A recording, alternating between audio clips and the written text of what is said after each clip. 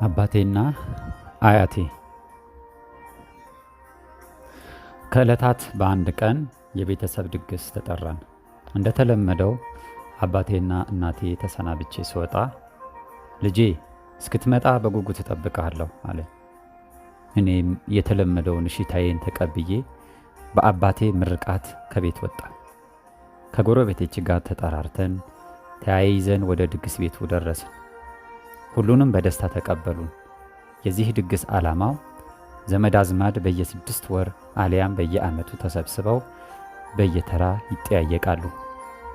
በደስታና በጨዋታ መሃል ሆነን እያለን የራት ሰዓት ደርሶ ሁላችንም በባህሉ መሰረት ማዕዱ ላይ ተሰባሰብን። መብላት፣ መጠጣትና ደመቅ ያለ ጨዋታ ተጀመረ። ሁሉም በደስታ ነው። ቤተ ዘመድ ተሰብስቦ ይሳሳቃል። የተነፋፈቀ ቤተ ዘመድ በየመሃሉ ይሳሳማል። ልዩ ደስታም ሆነ። ተበላም፣ ተጠጣም፣ ተጨፈረ። እኔ ግን ሁሉ ነገሬ አባቴ ጋር ነበር። በየሰዓቱ የአባቴን ድምፅ በጆሮዬ ይሰማኛል።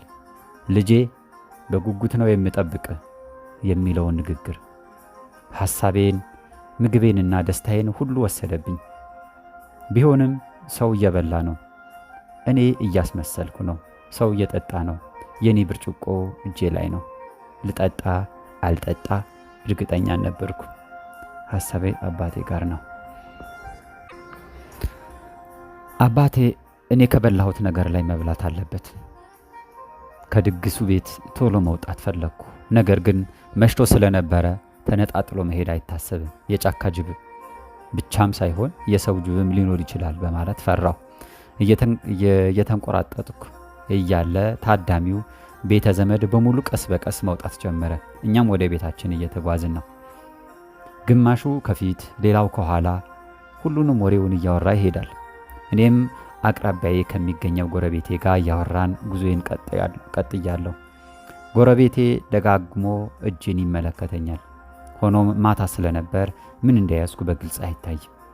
ስሜን አቆላምጦ ጠራኝ። አቤት አልኩኝ። ምን የሚለኝ መስሎኝ ስጠብቅ ምንድነው ያዝከው አለኝ። ሁኔታውን ስለጠረጠርኩ ምንም አልኩት፣ በእጄ ያዝኩትን ጠበቅ እያረኩ። ሆኖም ሞኝ መሆኔን ስለሚያውቅ እያባበለ እንዳሳየው ደጋግሞ ለመነኝ። እኔም እጄን ስላሳየው ዘረጋሁለት። በመብረቅ ፍጥነት ነጥቆ ሮጠ። እኔም በሩጫ የተከተልኩ። መቀማት ግን አልቻልኩ። እየሮጠ በልቶ ጨርሶ ባዶ ፌስታሉ እንዲሰጠኝ በቆምኩበት ተጠጋኝ። ትንሽ ቀምሶ ይሰጠኛል ብዬ እንጂ ጨርሶ የአባቴን ጉጉት በጨለማ ባዶ ያስቀርብኛል ብዬ አላሰብኩም ነበር። ባዶ እጄ መሆኔን ሳስብ ውሃ መሳብ የተሳነው ሞተር ቅጠሎቹን የረገፉ የበረሃ ዛፍ ሆኜ ቀረ። ለህመምተኛ አባቴ ምን እንደምሰጠው ሳጣ ድምፅ የሌለው ለቅሶ በድቅድቅ ጨለማ ማልቀስ ጀመርኩ። የአባቴ ጉጉት፣ ምርቃትና ልመና እርግማን ሆኖ ታየኝ። ህመሙን ሳስብ ደግሞ የመጻጉን ስቃይ ታወሰ። ስገምት አባቴና መጻጉ ሁለቱም አንድ ይመስሉኛል። የሚለያያቸው ነገር ቢኖር አልጋቸው ነው። መጻጉ ለ38 ዓመት የተኛበትን አልጋ ሲሸከም፣ የአባቴ አልጋ ደግሞ ለ40 ዓመት የታመመውን ህመም ረስቶ ማስታመሙን ክዶ ማጽናናቱን ትቶ ለሞቱ እጁን ዘረጋበት፣ ክንዱን አበረታበት። በተኛበት ላይመለስ እጁን ይዞ ለፈጣሪ አስረከበው። ልዩነታቸው ይሄ ነው። ሳላስበው ለረጅም ደቂቃ እንደቆምኩ ትዝ አለኝ። አባቴ እየጠበቀኝ ነው። የቤታችን በር አልተቆለፈም። በሩን ነፋስ ባነቃነቀው ቁጥር የመጣሁ እየመሰለው ከተኛበት ቀና በማለት በአይኑ ይፈልገኝና መልሶ ጋደም ይላል። ሆኖም በመቆየቴ ቢናደድም ንዴቱ ከምግብ ስለማይበልጥበት አይከፋብኝም።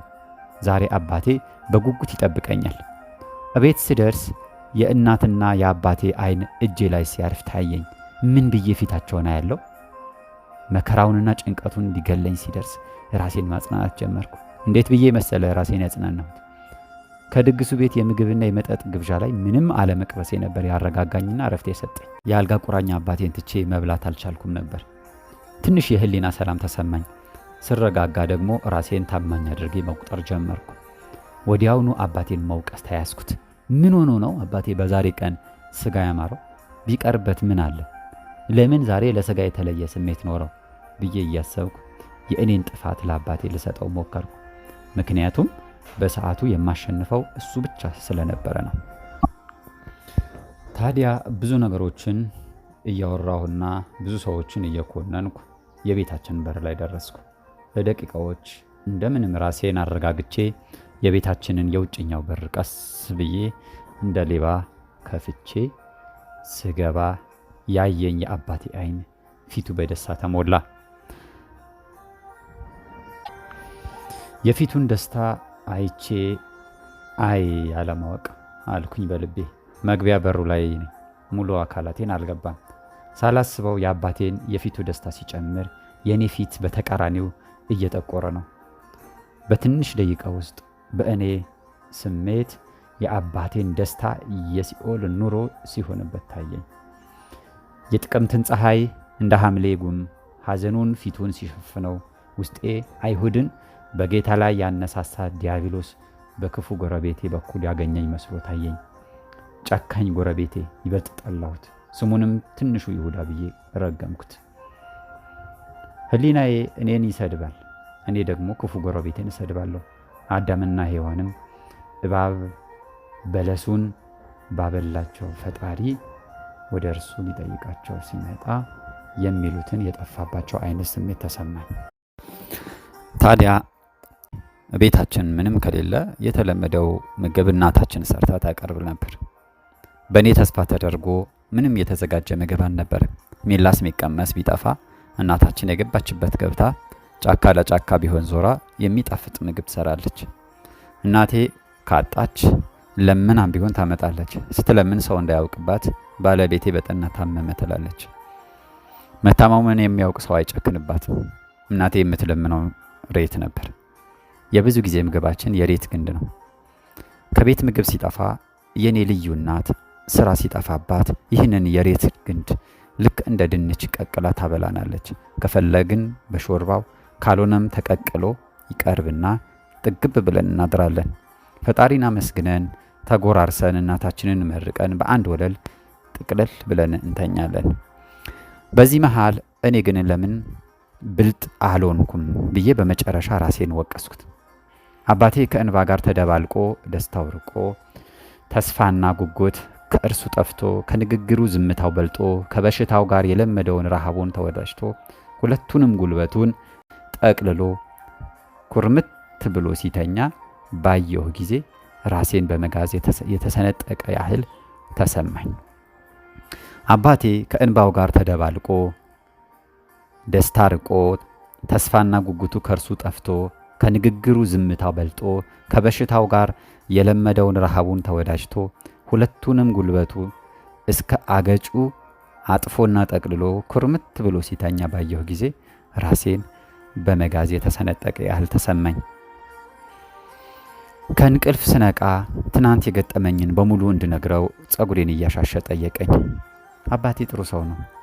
እኔም ሁሉንም ነገር በዝርዝር ነገርኩት። አባቴም የጎረቤታችን ክፋትን ስለሚያውቅ ምንም አላለኝም ነበር። ከኔ ከበሽተኛው እርሱ ብሶ ሊሆን ይችላል አለኝ።